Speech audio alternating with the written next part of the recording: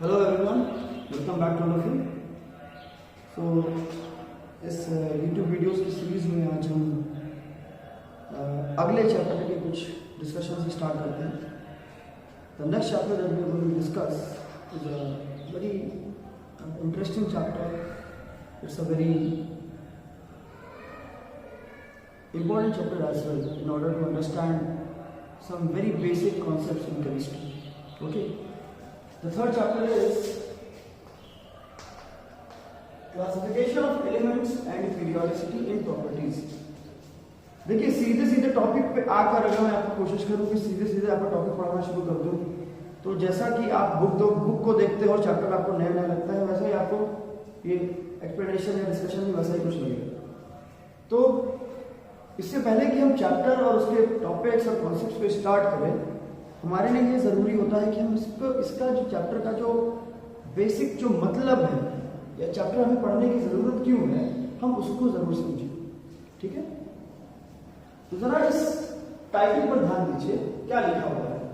Classification of elements and periodicity in properties. जब तक आप इस हेडिंग में छुपे हुए शब्दों के अर्थ को नहीं समझोगे, आपको पता ही नहीं चलेगा कि आपको इस चैप्टर में पढ़ना क्या है. ठीक है. कुछ लोग कहते हैं कि ये बहुत ही बोरिंग चैप्टर है, इसमें बहुत पुरानी चीजें पड़ी हुई हैं, वही एज इट इज पढ़ते चले जाना है. ऐसा कुछ भी नहीं है. ये वास्तविकता में बहुत ही इंटरेस्टिंग चैप्टर है और ये कुछ ऐसे कॉन्सेप्ट्स इस चैप्टर में आपको बताए जाएंगे जो आप जब तक केमिस्ट्री पढ़ोगे तब तक आपका काम आने वाला है. इसलिए अपने इंटरेस्ट के मीटर को ऑन रखिएगा और कोशिश कीजिए कि कोई भी ऐसी चीज बचे ना जो आपको इस चैप्टर में समझ में ना आए, क्योंकि this chapter is a part of the basics of chemistry. Okay. तो कुछ भी स्टार्ट करने के पहले इन शब्दों के मतलब को हम समझने का प्रयास करें. Classification of elements. Chapter first में आपने पढ़ा हुआ कि एलिमेंट्स क्या है. एलिमेंट्स क्या है भाई? Elements are those pure substances which are made up of same kinds of constant particles called atoms.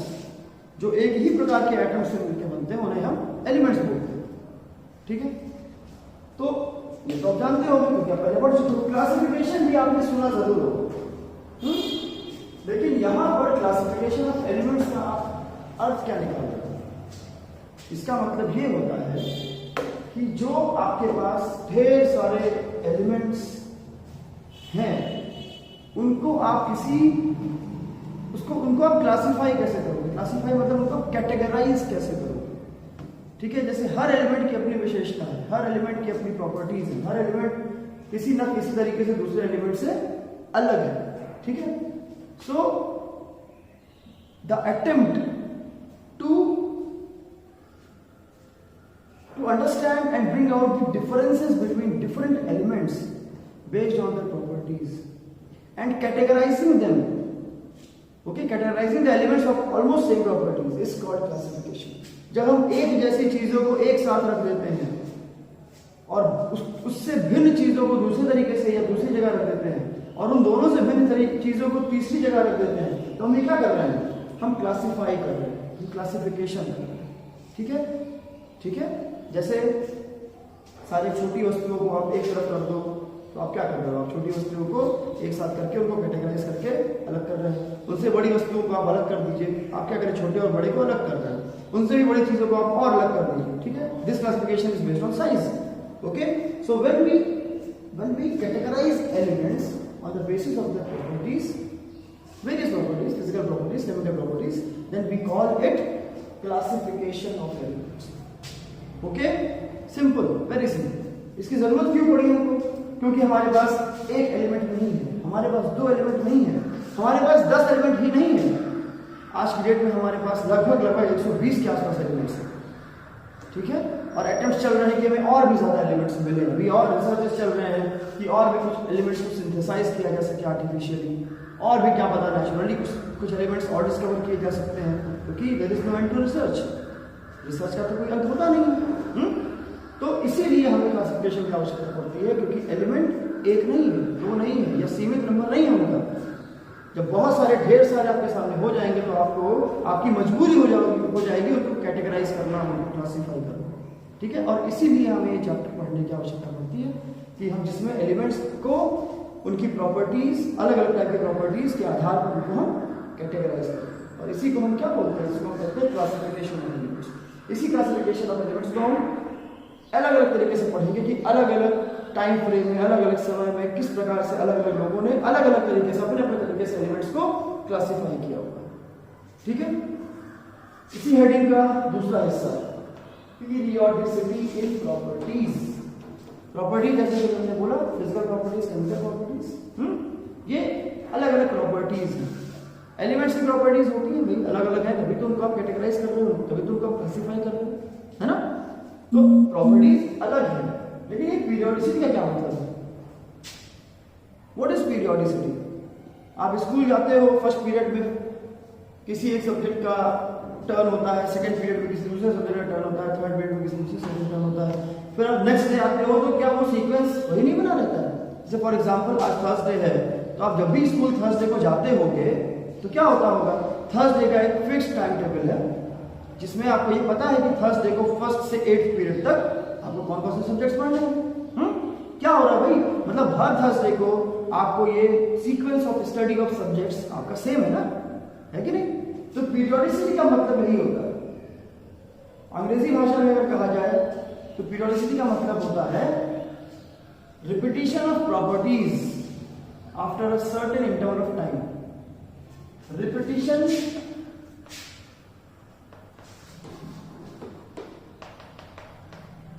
of properties after a certain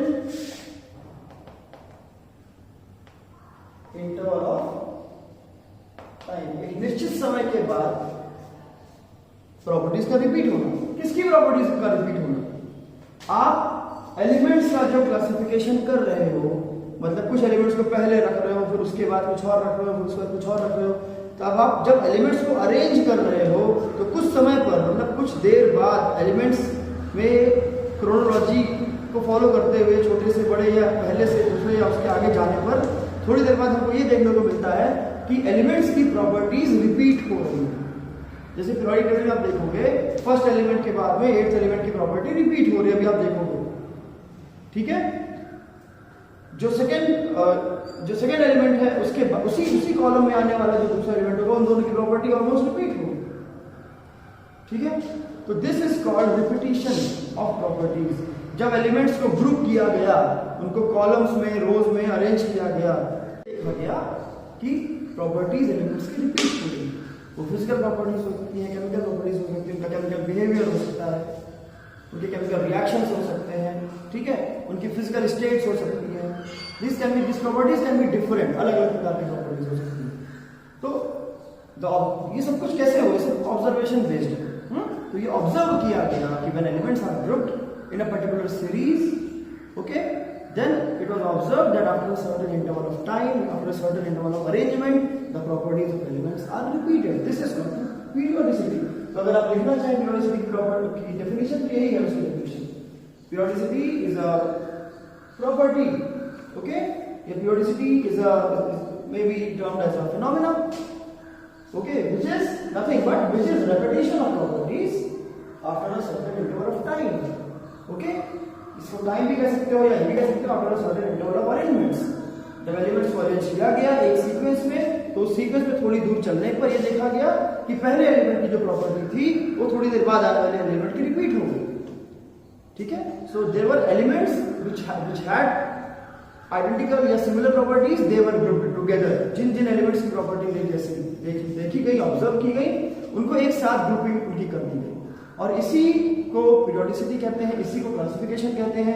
और इसी के आधार पर आपके सामने जो आज आप मॉडर्न पीरियोडिक टेबल देखते हो, ये कॉन्सेप्ट उस मॉडर्न पीरियोडिक टेबल का फाउंडेशन है, ठीक है, मॉडर्न पीरियोडिक टेबल का ये बेस है, ठीक है। और मॉडर्न पीरियोडिक टेबल पे हम सीधे नहीं पहुंच गए, ढेर सारे अटेम्प्ट्स हुए हैं, बहुत सारे लोगों ने मिलकर टीम वर्क किया है, इंडिविजुअली वर्क किया है, और ढेर सारे अटेम्प्ट्स हुए हैं। उन अलग अलग अटेम्प्ट्स में कई लोगों ने बहुत जबरदस्त चीजें बता दी हैं, कई लोगों के ड्रॉबैक्स भी आ गए हैं, कुछ लोगों की कमियां भी निकल आई हैं, और कमियां निकली हैं तभी तो आज जाके हमारे सामने इतनी रिफाइंड मॉडर्न पीरियोडिक टेबल है, ठीक है. So this particular chapter is having a very common understanding that the elements that we know today are grouped together, and this grouping of elements are done on the basis of the properties. All right, and these properties are repeated, which is called periodicity. So classification of elements is done, and when this classification is done, periodicity in their properties is observed. Periodicity देखी गई. Okay, so this is the basic idea of this chapter. अगर आपको ये idea समझ में आ गया है तो इस चैप्टर में अभी हम जो आगे चल के एक एक पॉइंट्स एक एक टॉपिक्स पढ़ने जा रहे हैं वो सारे आपके लिए आसान होंगे.